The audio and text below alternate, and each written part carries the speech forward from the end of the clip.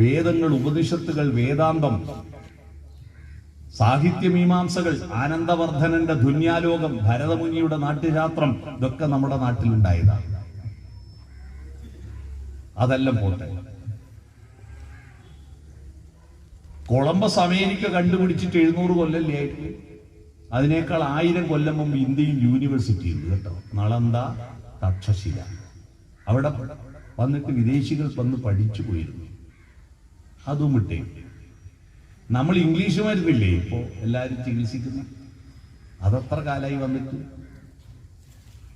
മെന്റലിയഫിന്റെ പട്ടികയിലെ മൂലകങ്ങൾ വെച്ചിട്ട് ലാബറട്ടറികളിൽ ടെസ്റ്റ് ട്യൂബും ഫണലും ഉപയോഗിച്ച് പരീക്ഷണം നടത്തിയിട്ട് മൈക്രോസ്കോപ്പിലൂടെയും എക്സ്റേയിലൂടെയും സ്കാനിങ്ങിലൂടെയും രോഗനിർണയം നടത്തിയിട്ട് ഇംഗ്ലീഷ് മരുന്നെന്ന മോഡേൺ മെഡിസിൻ, ആധുനിക ചികിത്സാ രീതി വന്നിട്ട് 10-200 കൊല്ലല്ലേ ആയിട്ടുള്ളൂ.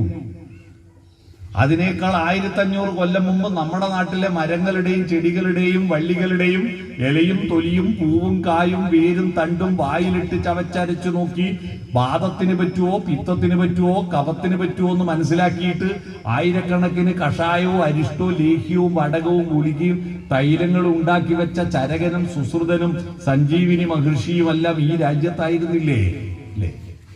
അപ്പൊ ബുദ്ധിമാന്മാരായിരുന്നു നമ്മുടെ രാജ്യം. ഇഷ്ടംപോലെ ഭൂമിയുണ്ട്. ആ ഭൂമിയാണെങ്കിൽ എന്തു നട്ടാലും മുളക്കുന്ന അതിമനോഹരമായ ഫലപുഷ്ടമായ ഭൂമി. അവിടുത്തെ മനുഷ്യരുടെ അധ്വാനമാണ്. പന പൊരിച്ച് പല്ലിനുള്ളിൽ കുത്തുന്ന ചെറുപ്പക്കാർ എത്ര നല്ല ആരോഗ്യമുള്ളവരാണ്. ഇതെല്ലാം ഉണ്ട്. എന്നിട്ടും നമ്മൾ പട്ടിണി റാങ്കിങ്ങിൽ 101 രാജ്യങ്ങളുടെ പുറകിൽ 102-ാം സ്ഥാനത്താണ് നമ്മൾ. എന്തേ? ഈ തള്ളെല്ലാം പ്രധാനമന്ത്രി തള്ളുന്ന പോലെയല്ല ഇന്ത്യയുടെ യഥാർത്ഥ ചിത്രം.